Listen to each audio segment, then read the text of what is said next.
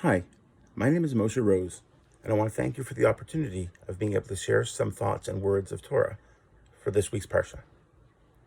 We recently began the 3-week period from the 17th of Tammuz to the 9th of Av, a time of mourning, a time of sadness, a time where we are commemorating many tragedies that happened to the Jewish people, culminating with the 9th of Av, a day where, amongst other things, we are mourning and commemorating the destruction of both Beit HaMikdashim.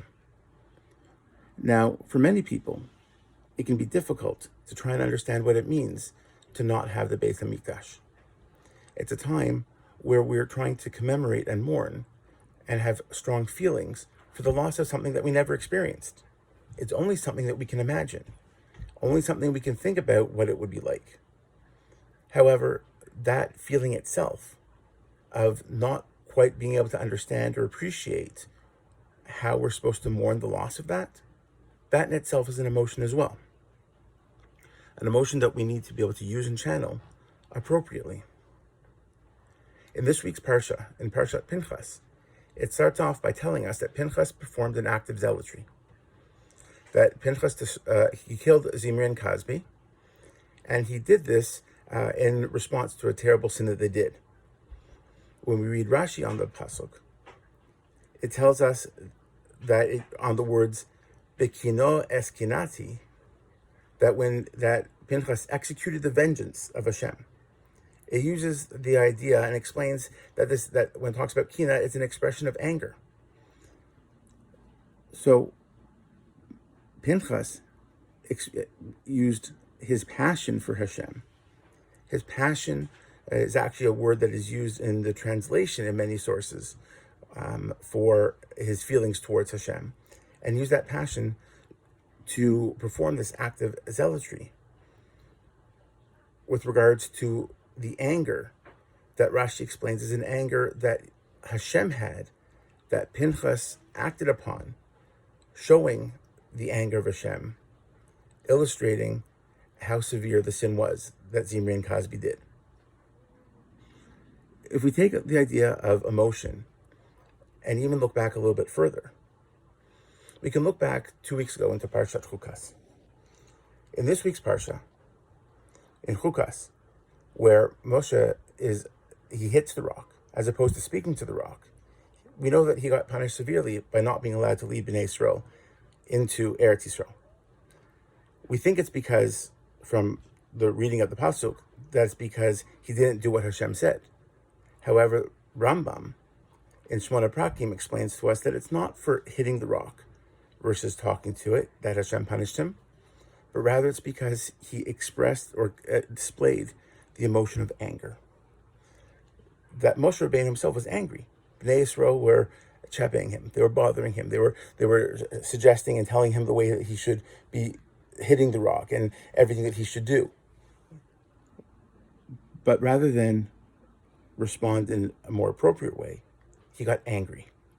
And the Rambam says it's that anger that he was punished for. In last week's Parsha, in Parshas Balak, we see that Balak approached Bilam, and he tries to get Bilam to curse Bnei Yisrael. Near the beginning of the Parsha, the pasuk tells us that Bilam said, if you give me all the wealth and riches within your kingdom, I still won't be able to succeed. But yet he goes along. Rashi on that pasuk tells us that Bilam actually had a prophecy, he had a nevuah, that says that no matter what curse he would give, it would not be strong enough to overpower or counter all the brachos that Hashem has given to Bnei Yisrael, going back to the Avos, to Avram, Yitzchak, and Yaakov, all the way to this point where they are in the Midbar with Moshe Rabbeinu.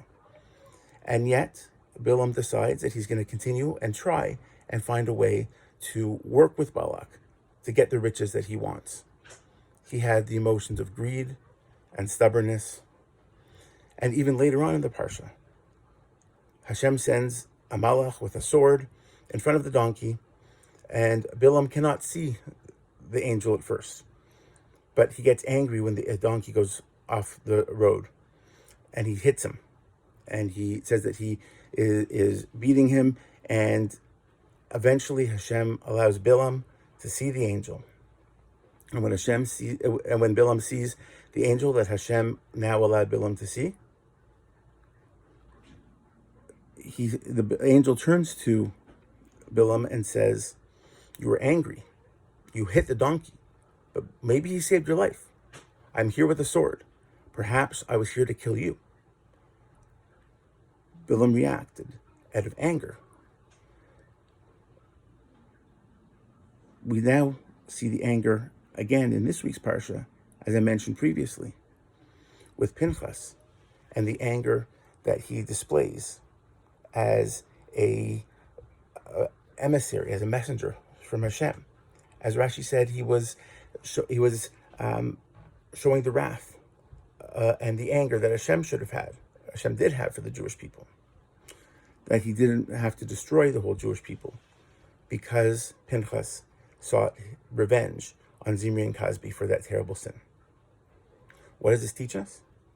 It teaches us that emotions are strong, emotions are real, and emotions are things we can use. We need to use them wisely. We need to know how to channel them. Even emotions that one might feel have a negative connotation, like anger, we can see that if it's channeled properly, like through Pinchas, or like how we see that Hashem had anger, that it can be a positive result. We can also see that if we channel feelings in a negative way, it can have the opposite impact. When we have the emotions over the 3-week period about trying to understand about a loss that we never experienced, perhaps we can learn that if we can channel these emotions, if we can channel the emotions in our relationships with our friends, our family, if we can channel these feelings into a positive way, it can help change our lives immensely. Perhaps simply having emotions of being sad that we don't understand what we lost is enough to show Hashem that we yearn for what we hope He will send us to. Have a wonderful Shabbos.